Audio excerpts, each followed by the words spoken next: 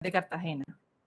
En nombre de todas las instituciones de educación superior organizadoras de la cuarta versión de la Semana Internacional Cartagena 2021, les damos una cordial bienvenida a todos y todas las asistentes que nos acompañan. El evento de la Semana Internacional se realiza en aras de lograr alianzas y, por supuesto, llevar a la comunidad académica a un viaje virtual a Chile, país escogido en esta oportunidad para conocer ampliamente parte de su cultura, avances y recorrido desde las distintas áreas del conocimiento, fortaleciendo la internacionalización de la educación superior en casa. Me permito mencionar a los asistentes que podrán, mediante el chat, exponer todas las preguntas que deseen realizar al conferencista y de esta forma serán atendidas al finalizar la intervención en el espacio de preguntas y respuestas. Desde la Universidad Autónoma de Chile nos acompaña el conferencista Ronald Zurita Castillo. Bienvenido, profesor Zurita.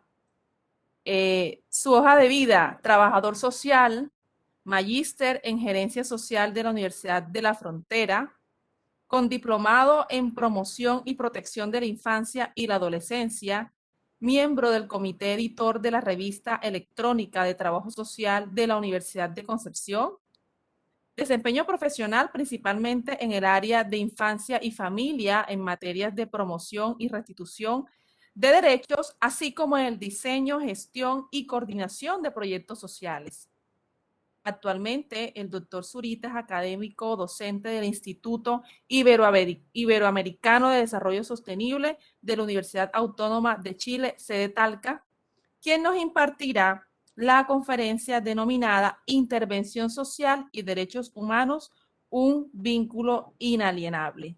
Sin más preámbulos, le damos la bienvenida al doctor Zurita. Muchas gracias por aceptar nuestra invitación. Adelante, son 45 minutos de intervención y 15 minutos para las preguntas. Bienvenido, doctor Zurita. Muchas gracias. Bueno, primero quizás agradecer la invitación, la posibilidad, estas posibilidades de conexión remota e inmediata que quizás sea una de las cosas que tengamos que agradecerle a la pandemia, ¿sí? Así que nada, bueno, agradecer la invitación y espero que esto sea de su agrado, ¿sí? En general. Necesito que me vuelvan a dar permiso, eso sí, para poder compartir la pantalla, porque donde se me cayó la conexión em, se detuvo el permiso y no puedo compartir. Ahí sí.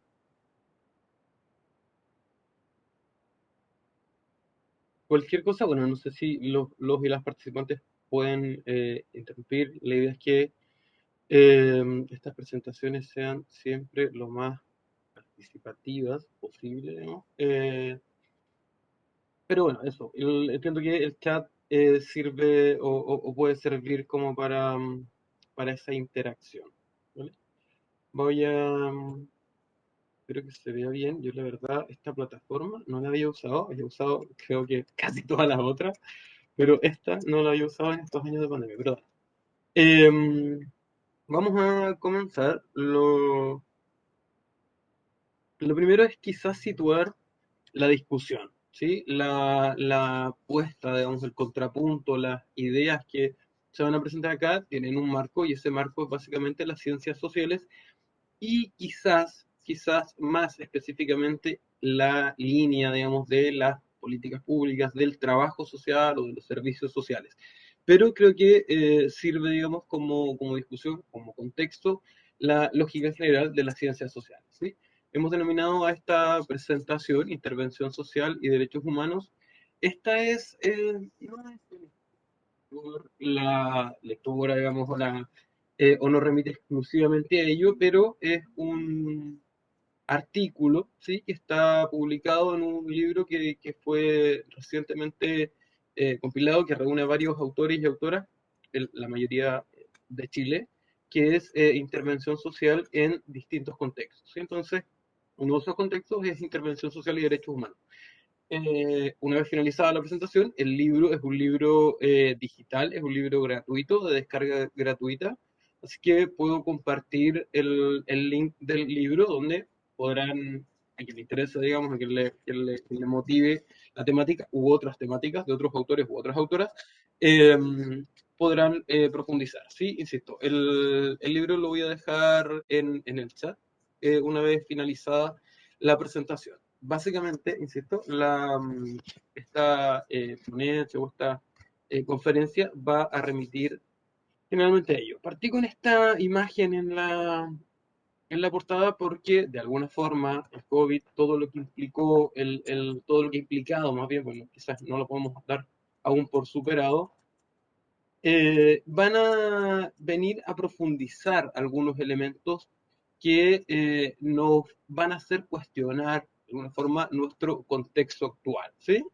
En ese sentido, lo primero que quisiera situar es, digamos, el contexto en el que van a surgir, ¿sí? En el que emergen, donde va a emerger exclusivamente la intervención social y donde va a emerger también exclusivamente eh, la noción, las ideas de los derechos humanos, ¿sí?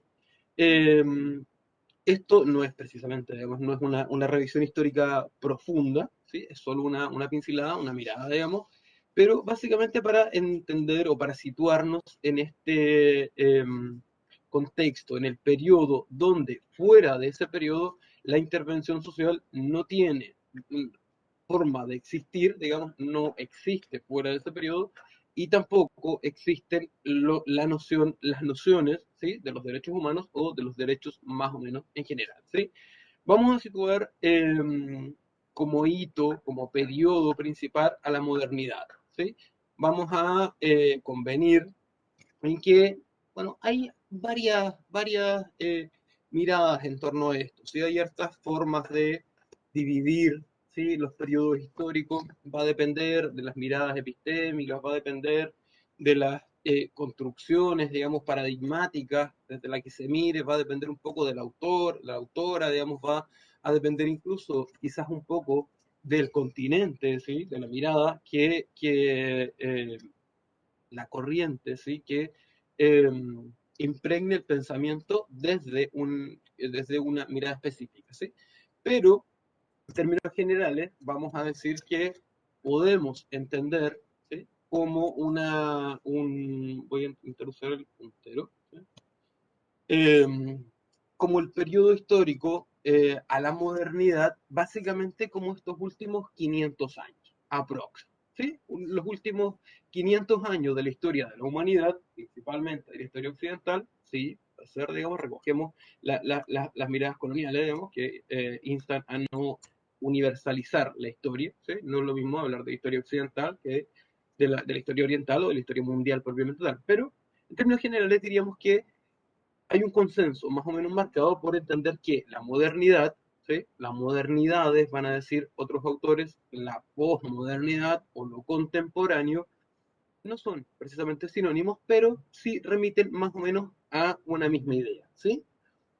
Acá, básicamente, los últimos 500 años, ¿sí? La modernidad como proceso, como forma de estructuración de las relaciones sociales, de las relaciones de transacciones, ¿sí? De las formas de vida, van a ser claramente distinguibles de lo que fueron en la Edad Media, ¿sí? De lo que fueron en la Edad Antigua y muy evidentemente de lo que han sido en épocas anteriores o más anteriores, ¿sí?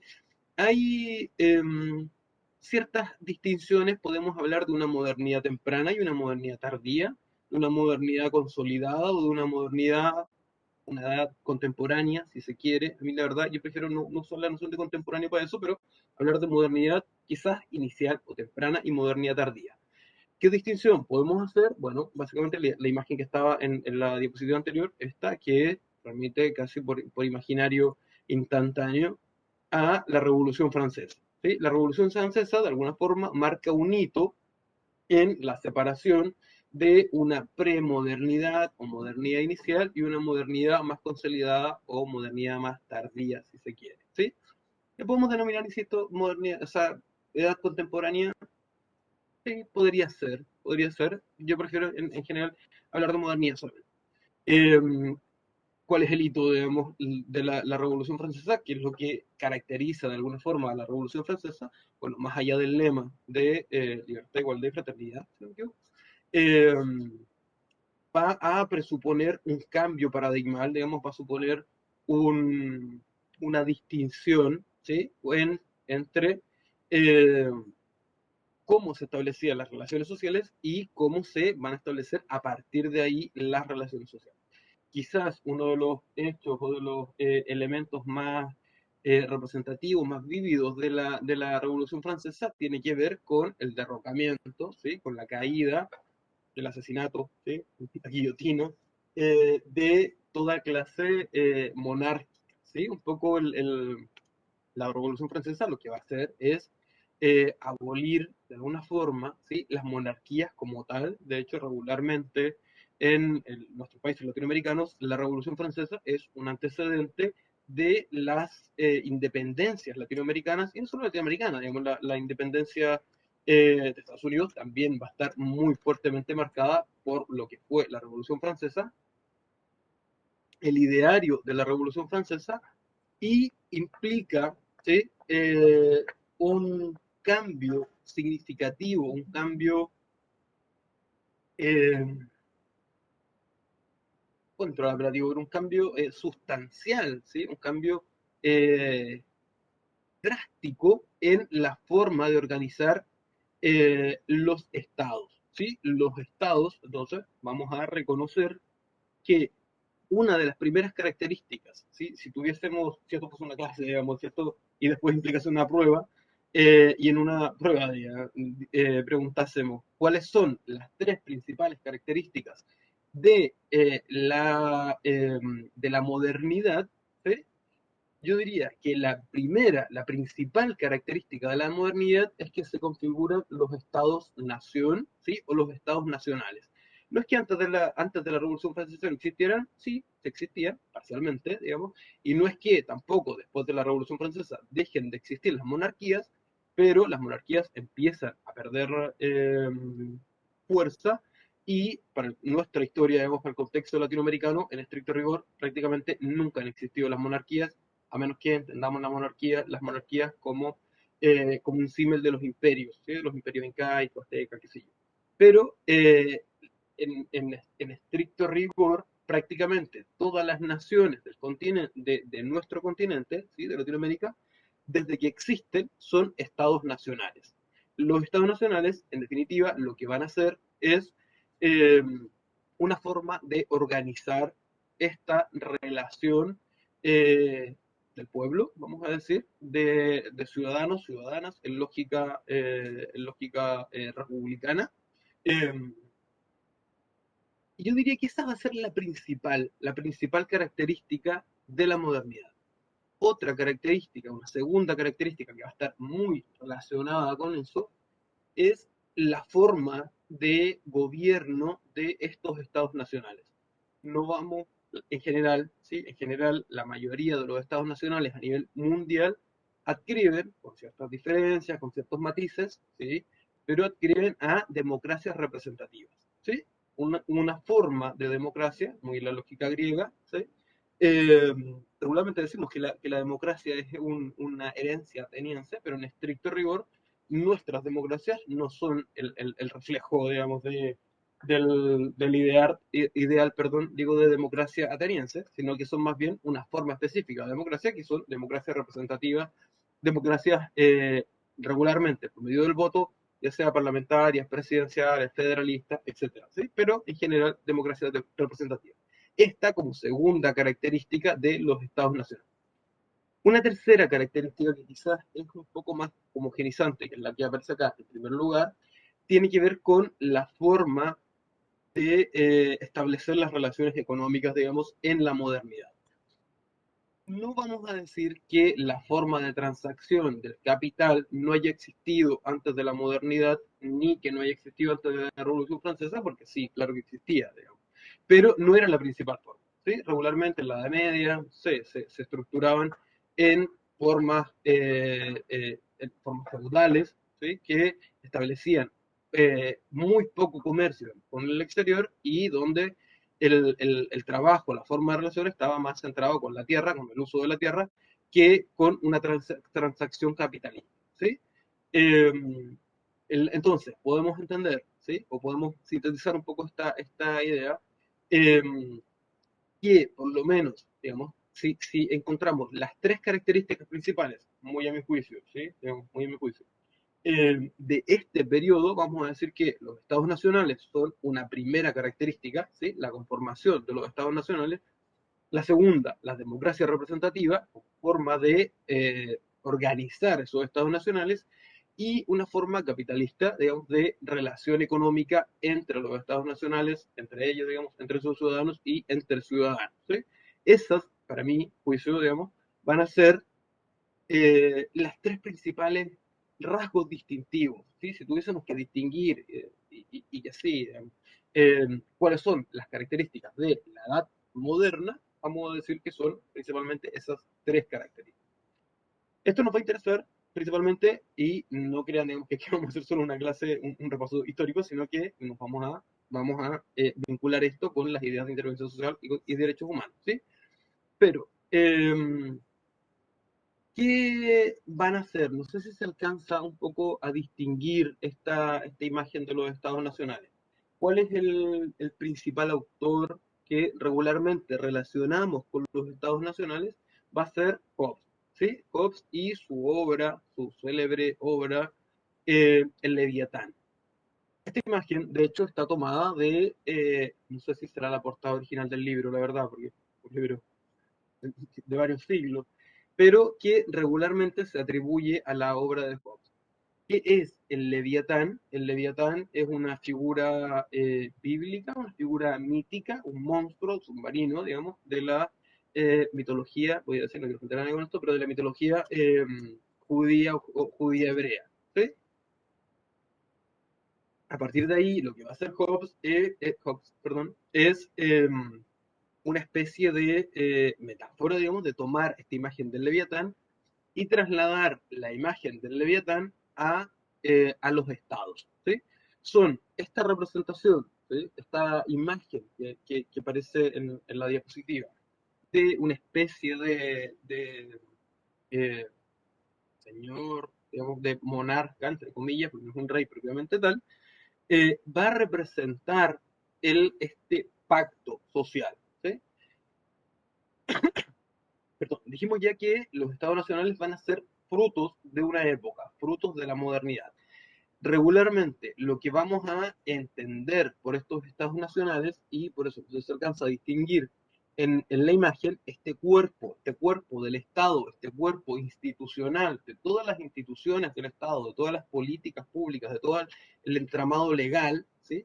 Lo que va a hacer básicamente es representar, ¿sí? a el pacto social. Entonces, hay una especie de pacto social en la lógica de la modernidad que nos permite configurar y crear, ¿sí? Y crear, pero principalmente crear un Estado, ¿sí? Un Estado nacional, un Estado que administra el poder y que, insisto, no sé si se distingue en la imagen, pero este cuerpo del Estado va a estar básicamente compuesto por todos y todas los ciudadanos que están sujetos a ese Estado, ¿sí?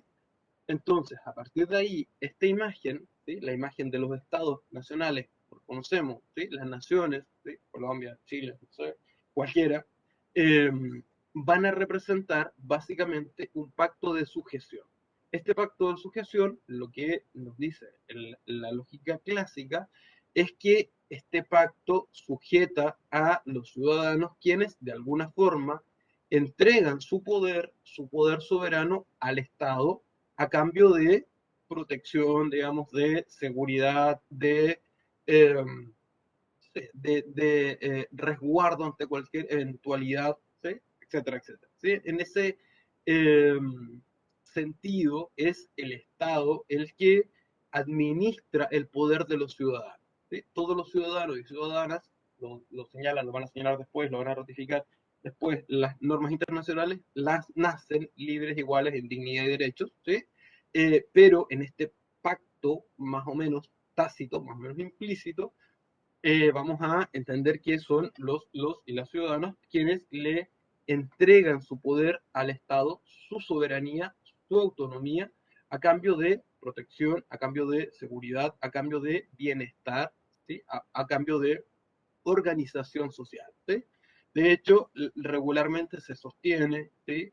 Que, por ejemplo, es el Estado el único que tiene el uso, el uso, el, se me va el nombre legal, pero el uso legítimo de la fuerza, ¿sí?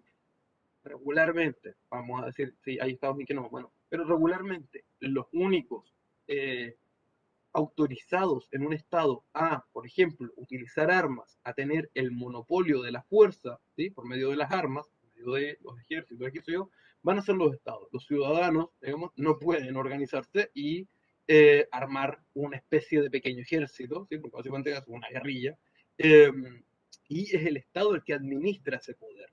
Pero esa administración del poder es básicamente una especie de cesión de derechos o cesión de autonomía que se manifiesta en el pacto social. Hay una característica que tiene que ver con una especie de crítica que regularmente se hace a los estados nacionales, y es que los estados nacionales tienden a la homogenización, ¿sí? A establecer la norma de lo que es aceptable y de lo que no es aceptable, y a partir de ahí establecer básicamente las leyes. Pero no voy a profundizar en eso, básicamente porque no alcanzamos, pero insisto que lo quiera revisar más en detalle, lo podrá hacer en el texto que voy a compartir después. Eh, Seguimos. ¿Sí? Aquí llegamos a un punto, ¿sí? Que dejamos un poquito, ¿sí? Un poco en stand-by esta idea, la guardamos, la idea de los estados nacionales, la idea de estas tres características de la modernidad: el capitalismo como forma de relación, los estados nacionales, la principal manifestación, ¿sí? El Leviatán como la imagen el principal fruto, digamos, de la modernidad, ¿sí? De lo moderno. Regularmente se dice lo moderno, se hace alusión a cuestiones que hubiesen pasado ahora, digamos, pero la modernidad ya supimos que son por lo menos los últimos 500 años, y en el caso más restrictivo, por lo menos los últimos 250 años, ¿sí? Eso es lo moderno. Entonces, guardamos esta idea de los estados nacionales, de la estructuración o forma de relación capitalista y de las democracias representativas, y entramos a un aspecto específico que tiene que ver con la intervención social, ¿sí? A mí hay muchas definiciones de intervención social, ¿sí? Muchas. No sé si iba a decir infinitas, no, probablemente no sean infinitas las definiciones en torno a la intervención social, pero sí son muchas. A mí, cada vez que me preguntan por una definición, utilizo la definición que da Yanina Muñoz, ¿sí? Que es una autora, doctora en trabajo social, si no me equivoco, puede ser doctora en ciencias humanas, pero bueno, trabajadora social, es trabajadora social de académica de la Universidad de Chile, y en un artículo publicado el año 2011 en la revista Cinta de Moebio, define a la intervención social, y a mí me parece que la intervención social, eh, o que es la definición que más justicia le hace a qué es la intervención social. ¿Sí? En ese sentido, Yerina Muñoz dice o va a sostener que la intervención social tiene por lo menos cuatro componentes centrales. ¿Sí? Nos dice que, leo la definición, que la intervención social es el proceso epistemológico y políticamente construido y planificado para la consecución de un cambio significado como deseable. ¿Sí?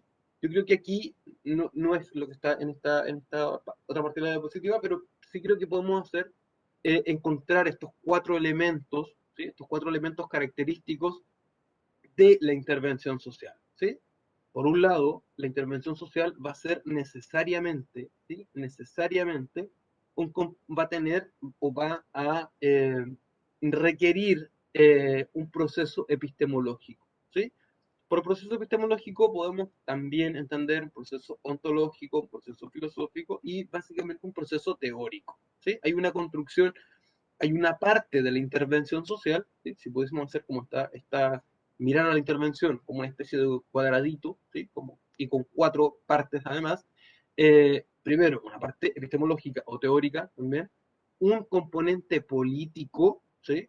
Porque necesariamente, digamos, el componente político va a existir, digo, no político en la lógica eh, mezquina del partidismo, ¿sí? Como, eh, sino un proceso político, digamos, de estructuración política, eh, política ciudadana, ¿sí? Como segundo elemento de esta intervención social.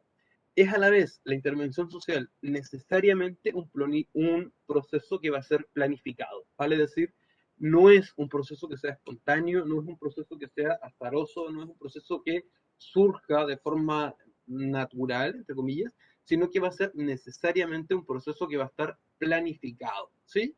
Eh, y en esa misma lógica, la intervención social siempre, absolutamente siempre, va a intentar producir un cambio, ¿sí? Va a intentar producir una modificación que vamos a entender o que vamos a significar como deseable, ¿sí?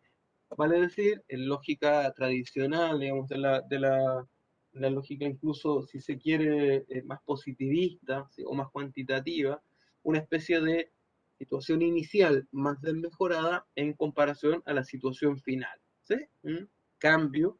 Y aquí podemos decir que la solución de un problema, que es la atención a una necesidad, podemos decir que es el abordaje de un fenómeno social.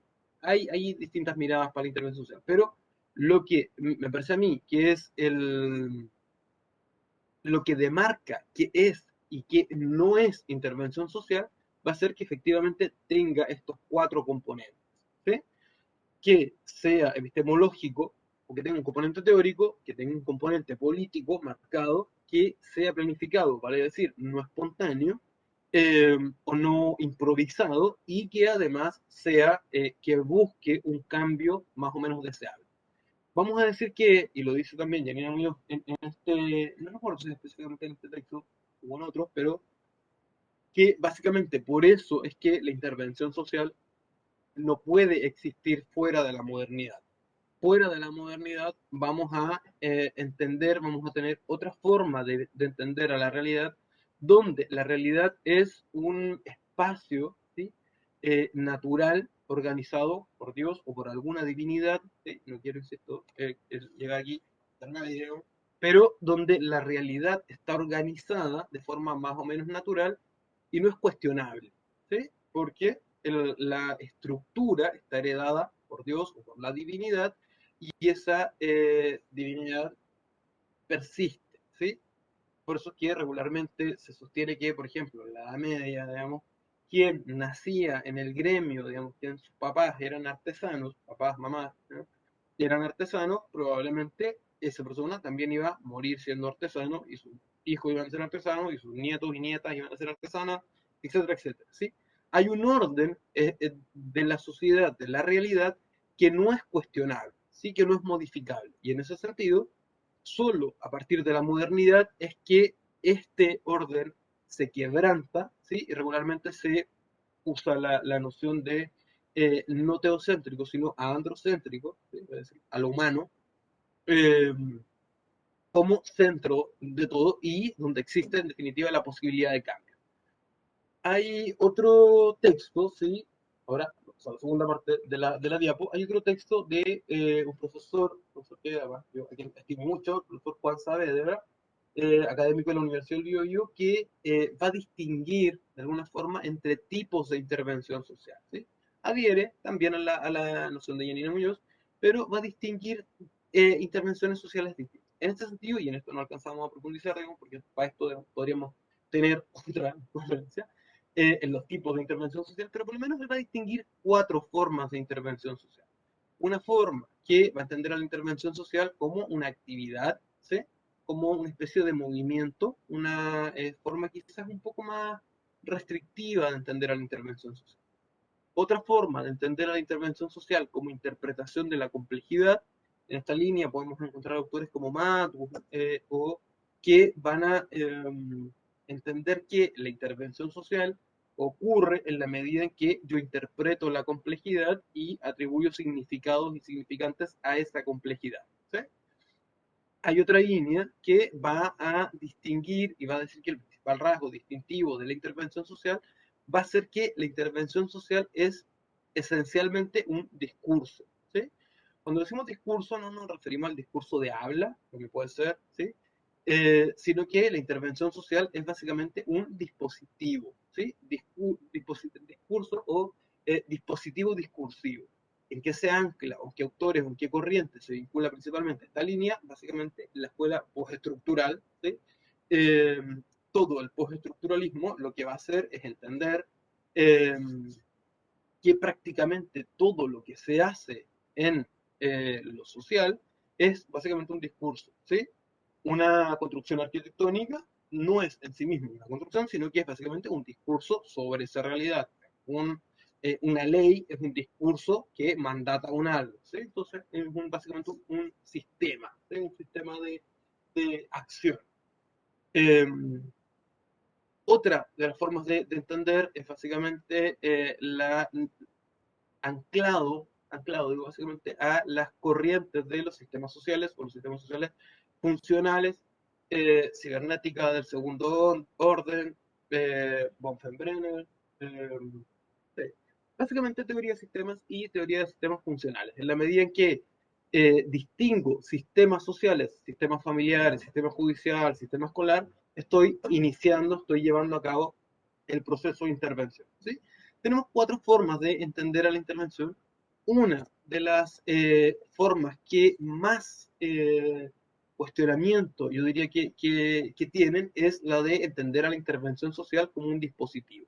Carballeda, Alfredo Carballeda, un trabajador social argentino de la Universidad de Buenos Aires, si no me equivoco, va a definir a la intervención social como un conjunto de dispositivos de asistencia y de seguros en función de mantener un orden y mantener la cohesión social. Vale decir, va a entender a la intervención social como una especie de dispositivo de opresión, ¿sí? Un dispositivo que intenta asegurar el orden, mantener el orden, coercionar, ¿sí? Coercionar a la sociedad, y ahí no está en la cita, digamos, pero está en general en los discursos de Carballeda, el, emerge la otra posibilidad de la intervención social, que es entender a la intervención social como un dispositivo, ya no de opresión, sino como un dispositivo de emancipación, ¿sí?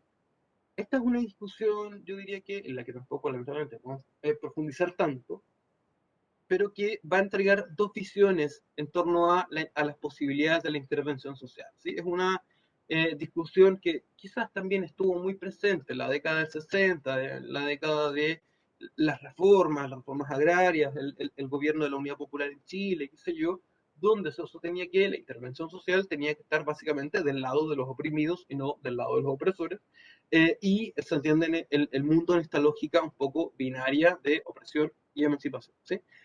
En ese sentido, vamos a reconocer que regularmente la intervención social es un dispositivo de orden, ¿sí?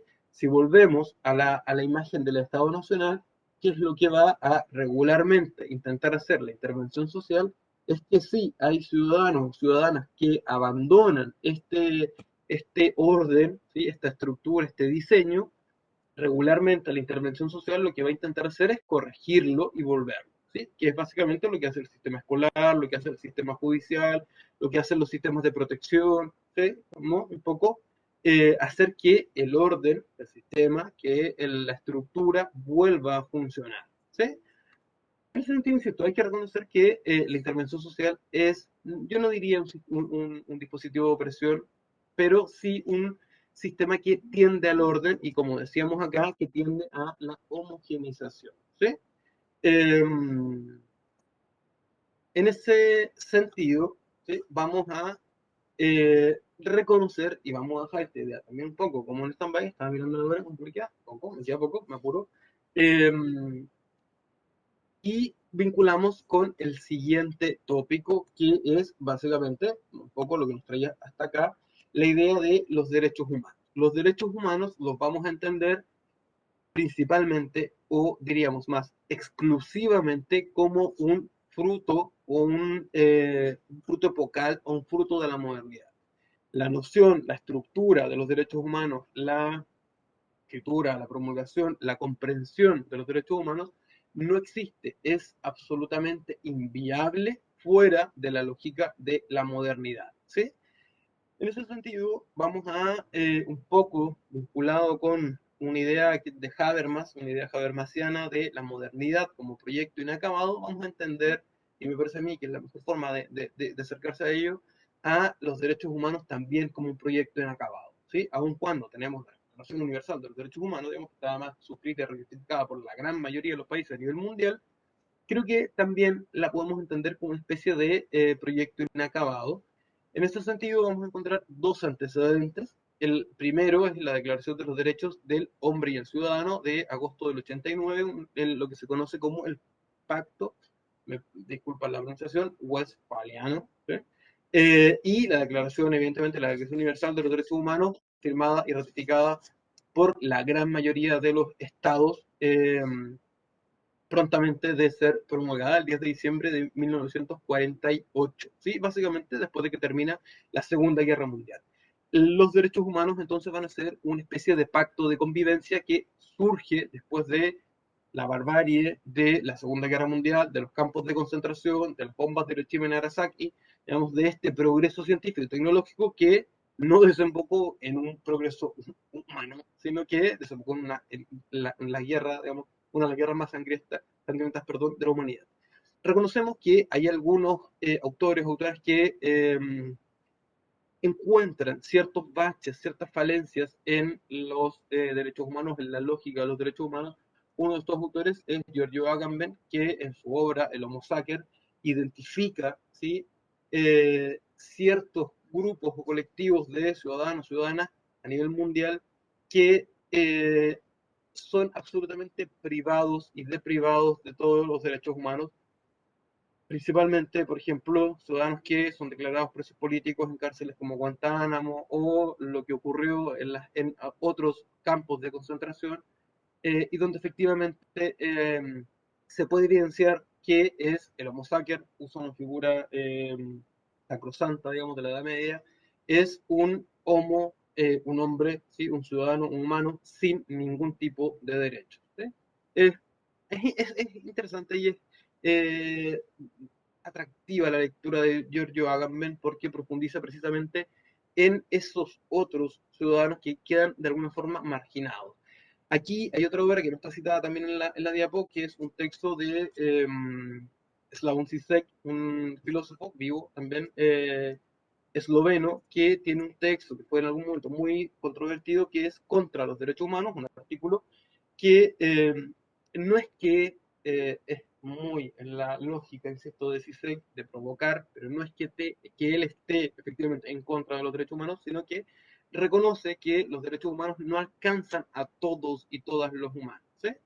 Eh, Aquí hay un punto que, no sé, a ver, por la hora creo que en esto no me voy a detener. Eh, Vamos a reconocer que hay un quiebre, ¿sí?, en este punto, en esta modernidad. Si entendemos a la modernidad como un todo en los últimos 500 años, van a haber autores, algunos autores o algunas autoras que van a sostener que la modernidad se acabó.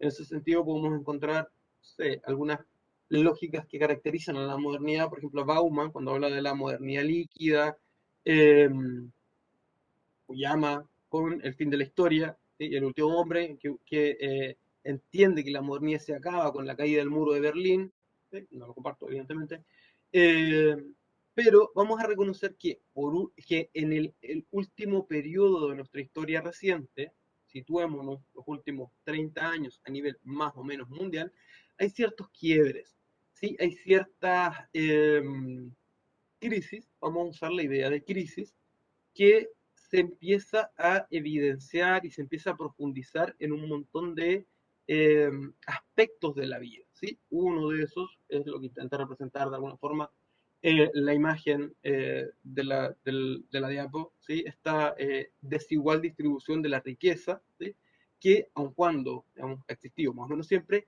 se evidencia como uno de los principales problemas de la modernidad, ¿sí? La desigual distribución de la riqueza y la reivindicación consiguiente de derechos, ¿sí?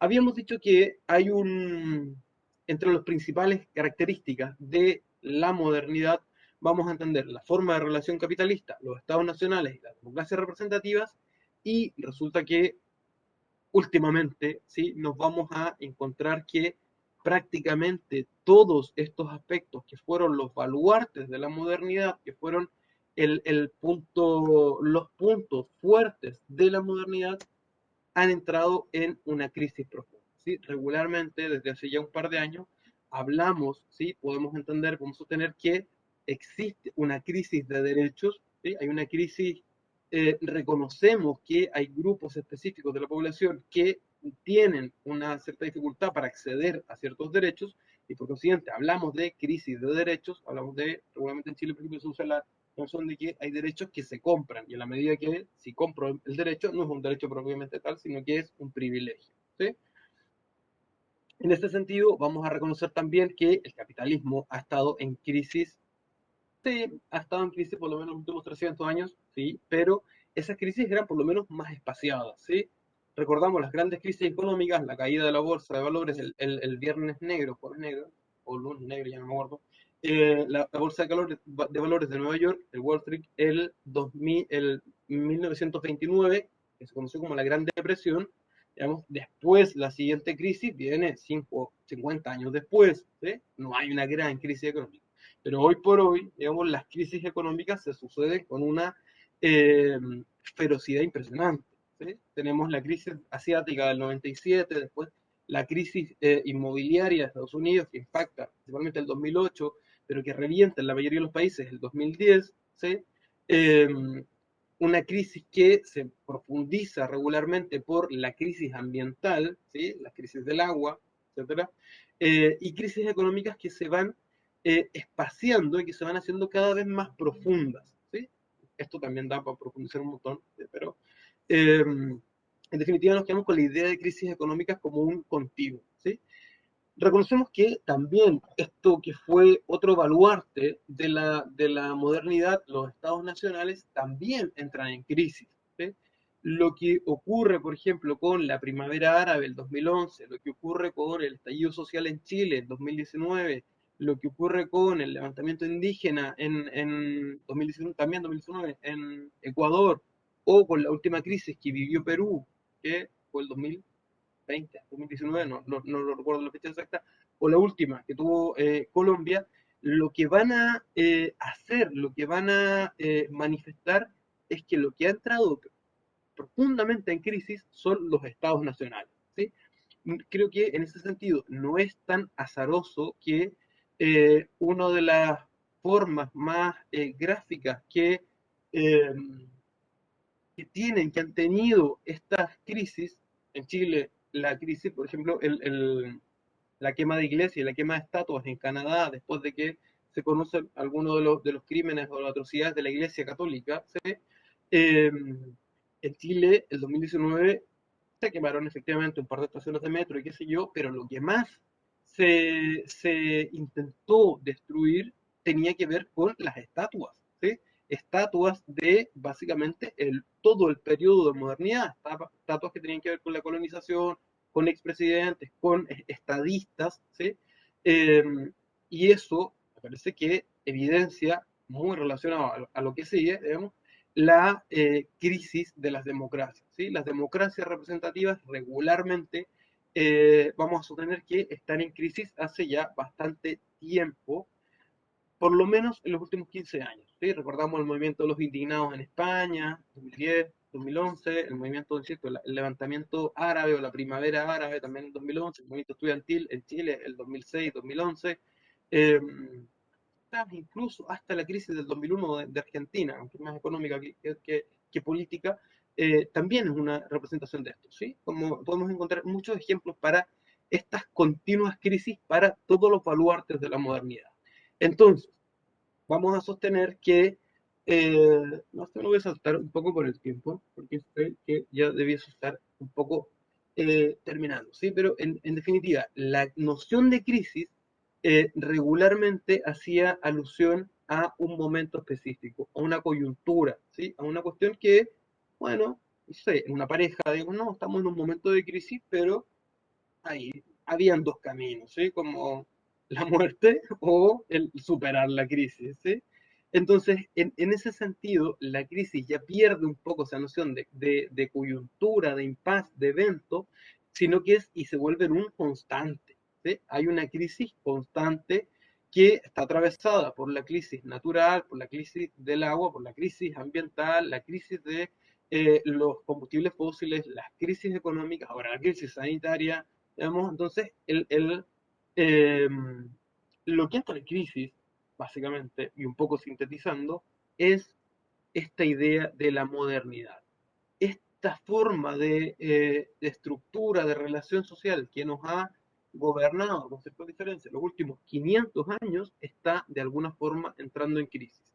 Aquí hay una cita que tomo de Gramsci que dice que el viejo mundo se muere, el nuevo tarda en aparecer y en este claro oscuro, dice Gramsci, van a surgir los monstruos básicamente los fantasmas, este fantasma continuo, permanente de la crisis, ¿sí? Aquí hay una cita del profesor Salaquet, un profesor, un jurista, ¿sí? Un profesor de Derecho, que es un poco larga, pero me voy a permitir leerla, porque me parece que representa un poco esta idea de todo lo que entra en crisis y esta desorientación global, mundial, en prácticamente todas las áreas, ¿sí? Dice, es así, la OEA, las Naciones Unidas, la OTAN, el Consejo de Europa, la Unión Africana, el Fondo Monetario Internacional y muchos otros entes son fruto de la Guerra Fría, ¿sí? O fruto de la Segunda Guerra Mundial. Todos están obsoletos en este momento, pero no están dadas las condiciones para un cambio radical. Entonces, las soluciones son de parche, parciales. ¿Qué quiere decir esto? Que después de la Segunda Guerra Mundial, ante tal enseguecimiento de la sociedad internacional, una voluntad de fundar un orden nuevo, con organismos que señalé, vivimos en un periodo en el que subsisten instituciones que están obsoletas, que fueron necesarias pero que ya no lo son. Lo que está pasando en estos momentos son los primeros indicios de una transición. Cuando hay protestas sociales, los políticos no entienden lo que está pasando, ¿sí?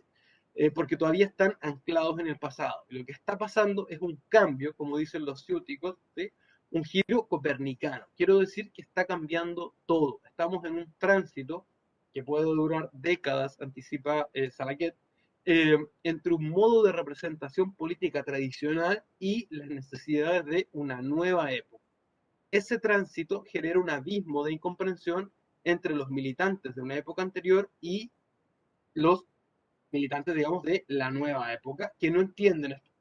Las personas que se criaron en un mundo creen que va a durar para siempre, o por lo menos que mientras ellos vivan no se menee tanto. Pues los cambios están ocurriendo de todas maneras, no están esperando que usted se acomode a los nuevos tiempos.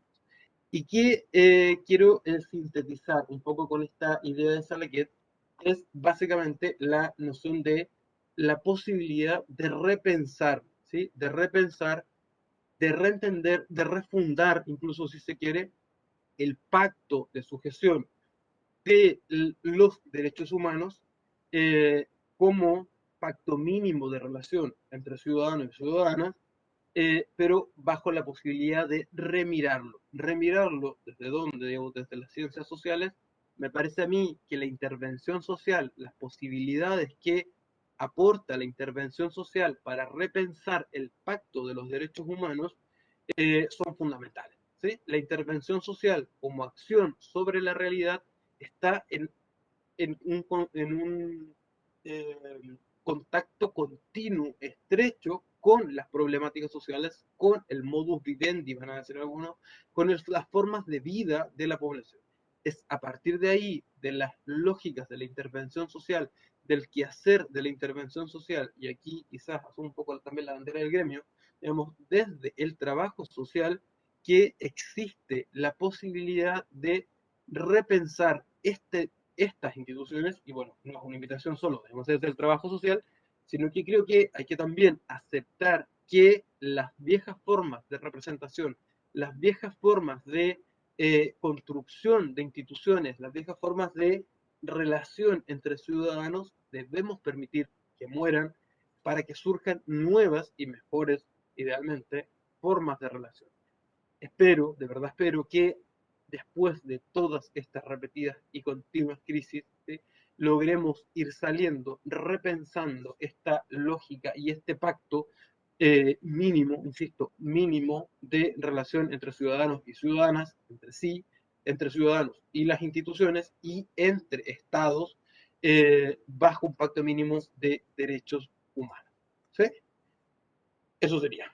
Muchísimas gracias. Me apuré un poco al final porque sé, que aunque no me lo dijeron, que estaba un poco pasadito ya en el tiempo. ¿Sí? Voy a dejar de compartir y le vuelvo a dar la palabra a la presentadora, a la moderadora. ¿Sí? Muchas gracias, profesor Zurita. Muy interesante todos sus planteamientos sobre ese vínculo inalienable entre los derechos humanos y la intervención social, desde el recorrido que ha hecho en perspectiva histórica hasta los retos que hay hoy en esa relación. Quiero darle el espacio a nuestros asistentes para que si pueden escribir en el chat o pedir la palabra y aprovechar el espacio para hacerle preguntas al profesor Zurita sobre su intervención y sobre el tema abordado.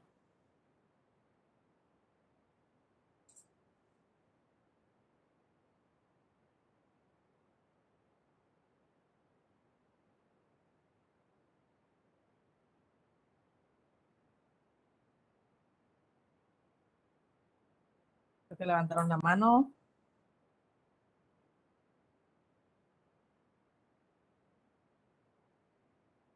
Bueno, mientras los asistentes organizan sus ideas, profesor Zurita, a mí me ha llamado muchísimo la atención su intervención, porque justo esta mañana, en un proyecto que tenemos con la Universidad de Cartagena y la alcaldía, estábamos justo hablando de la promoción y defensa de los derechos humanos, de los procesos de intervención social que están realizando actualmente muchos líderes de las localidades. Y reflexionamos sobre algo que usted planteaba, y es que en una de sus diapositivas, citando a un autor que no recuerdo su nombre, usted planteó que los derechos humanos era un proyecto inacabado. Nosotros Ujú. reflexionábamos justo esta mañana, pero planteábamos que era un proyecto en construcción. Ah, Frente a todo lo que usted ha planteado, yo quiero preguntarle lo siguiente.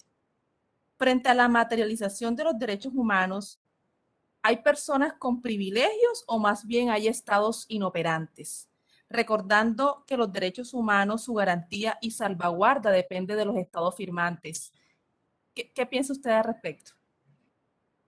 yo creo que, claro, o sea, bueno, primero, más que a la pregunta propiamente tal, sí, efectivamente, como proyecto en construcción o proyecto inacabado, eh, creo que remite un poco a la misma idea, que es un poco la posibilidad de, de asumir, de apropiarse de la noción de los derechos humanos, ¿sí? Como un poco en esta idea, por ejemplo, a la que hacía mención del autor Zizek, Slavoj Zizek, que es este filósofo esloveno, cuando se plantea y escribe el artículo, lo titula así, contra los derechos humanos, no quiere decir que esté de frentón, que sea contrario a los derechos humanos, sino que reconoce que hay grupos específicos. De hecho, hay una cita que está en el texto, que a los que estos derechos humanos no llegan, ¿sí? Como yo trabajé harto tiempo en infancia, un poco vinculado con las nociones también de género, y regularmente ahí decimos que, bueno, parece que los derechos humanos eh, eran los derechos del hombre blanco, ¿sí? Porque después, digamos, después de firmar y ratificar universalmente la Declaración de los Derechos Humanos, hubo que firmar y empezar a tratar de ratificar otras convenciones específicas, como la CEDAW, los derechos de la mujer, los derechos de las personas con discapacidad, la Convención Internacional de los Derechos del Niño y la Niña y el Adolescente también. Entonces, claro, es como si hubiese que especificar, digamos, que niños y niñas también son humanos, ¿sí? Que mujeres también son humanos, digamos, que las personas con discapacidad también son humanos, ¿sí? Entonces, es como el, reconocemos, ¿sí? Reconocemos que hay una cuestión que tiene que ver con la inoperancia de los estados, sí, porque digamos a quienes quien está mandatado a resguardar los derechos humanos son los estados, ¿sí? Digamos, no hay una garantía principal, decimos.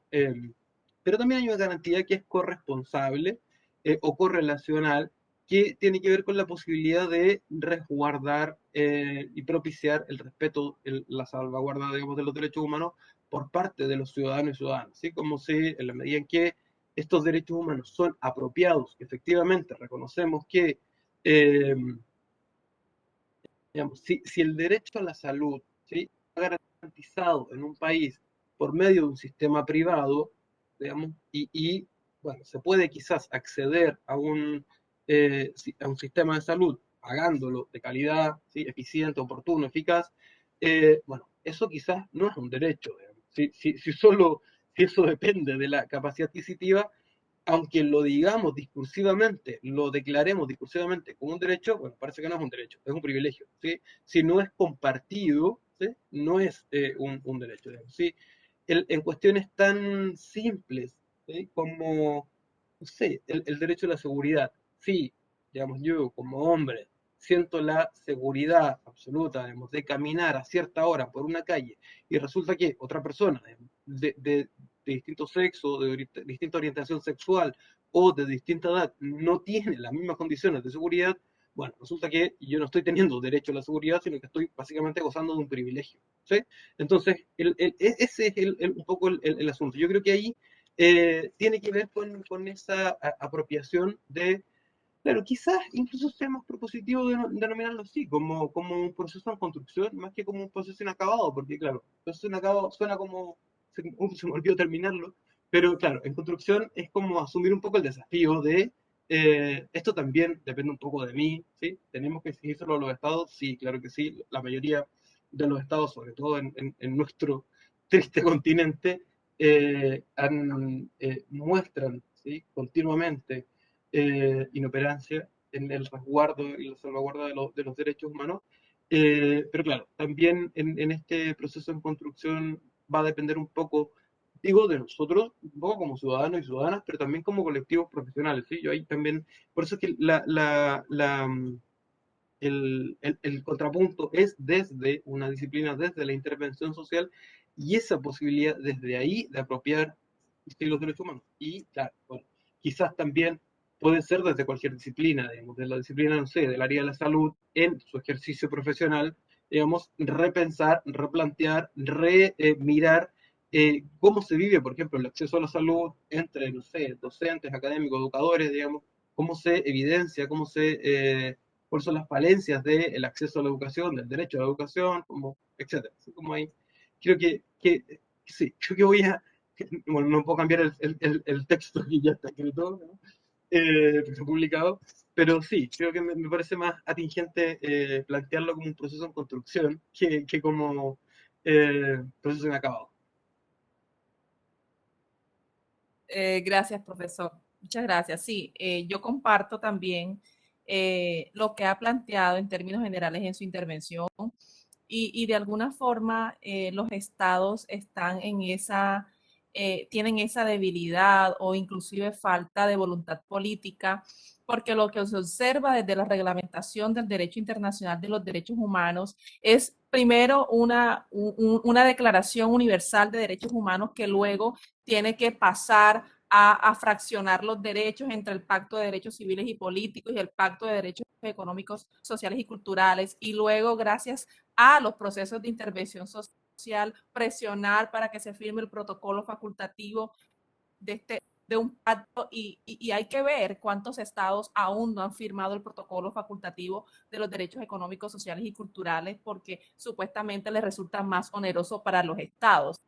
Claro, Adicionalmente, muchas otras convenciones que son importantes y que actualmente muchos colectivos sociales están presionando para que los estados se comprometan internacionalmente en la firma de las mismas. Entonces, sí, sí es un panorama a veces que desanima, pero que también es importante seguir presionando desde los procesos de intervención social para construir ese proyecto tal como está definido desde la teoría. En ese Sí, sentido, profesor, dale. sí, No, no, disculpa, dale. en ese sentido, profesor, eh, yo quiero finalizar con esta pregunta que quizás ya usted ha contestado un poco, pero puntualicemos. ¿Cómo, cómo desde los procesos de intervención social se puede coadyuvar en la aportación de ese proyecto en construcción llamado derechos humanos? ¿Cómo lo hacemos desde la academia? Por ejemplo, aquí hay un gran porcentaje de estudiantes. ¿Cómo lo hacemos desde nuestras disciplinas? ¿Cómo aportamos en la construcción de ese proyecto? Yo creo que aquí bueno, eso no es una pregunta fácil, ¿no? Pero eh, hay un texto, hay un artículo o un postulado, más bien, como que es un poco una forma de mirar de una autora argentina que es María Eugenia Hermida, que tiene un texto que es un texto, no, entiendo que no está publicado en una revista científica propiamente tal, sino que son más bien las notas en torno a una ponencia o una conferencia, eh, y se llama Habitar las instituciones. ¿Sí? En este texto, bueno, un poco paréntesis, digamos. Lo primero es decir que quizás aquí no es que no hay, digamos, y no vamos a encontrar, eso sería una ilusión, un espejismo, el encontrar, digamos, una técnica, un instrumento, una estrategia en la lógica que nos permita eso, ¿sí? Yo diría que es más bien una disposición, ¿sí? Quizás vamos a decir, una disposición a co-construir, y en ese sentido, a mí me gusta mucho este texto de María Eugenia Hermida, eh, cuando plantea la posibilidad de habitar las instituciones. ¿Sí? Primero, lo que va a hacer es reconocer que las instituciones tienen una característica que va a estar centrada bueno, con el ideario de la modernidad. ¿Sí? María Eugenia Hermida, además, desde una perspectiva indigenista y desde una perspectiva feminista, va a reconocer que las instituciones, la mayoría de las instituciones, son altamente burocráticas, altamente patriarcales, muy machistas, eh, muy tendientes al orden, a la verticalidad, muy poco tendientes, digamos, a la posibilidad de co-construcción y qué sé yo, pero, dicho, bueno, como en esta posibilidad en la que estamos, igual me encuentro con personas que quieren modificar esta institución, que a pesar de que la institución es un poco sectaria, digamos, que la institución no es tendiente al orden, que la institución o la institucionalidad o las leyes no sean tendientes a la proliferación de los derechos humanos, digamos, o a la proliferación de las lógicas de cuidados, igual me encuentro en esto. Entonces, lo que plantea básicamente es la posibilidad de habitar. Habitar va a implicar necesariamente co-construir, va a implicar necesariamente co-cuidar, va a implicar eh, utilizar el espacio, ¿sí? Apropiarse del espacio. Y es un poco, no sé si es tan como la lógica de en la medida de lo posible, pero por lo menos, digamos, el microespacio que ocupo, ¿sí? Este espacio de relación, sea la academia, sea una institución de formación, una institución gubernamental de protección o de... En Chile se usan las instituciones que denominamos de CENAME, que tienen que ver con infancia y adolescencia, ¿sí? Lo que son las que heredan los orfanatos, las orfandades, eh, ahí, en ese espacio que en Chile particularmente hemos reconocido que hay una vulneración de los derechos de niños, niñas y adolescentes por parte del Estado, que no están adecuadamente resguardados sus derechos, ni de salud, ni de educación, ni de cuidados, ahí hay trabajadores, trabajadoras sociales, psicólogos, psicólogas, educadores que están por lo menos intentando habitar ese espacio, construir, rediseñar alguna medida, digamos, en alguna posibilidad de reinventar esos espacios y a partir de ahí yo espero, de verdad, creo que no sé si la esperanza, no creo que la esperanza sea el término, pero creo que ese microespacio es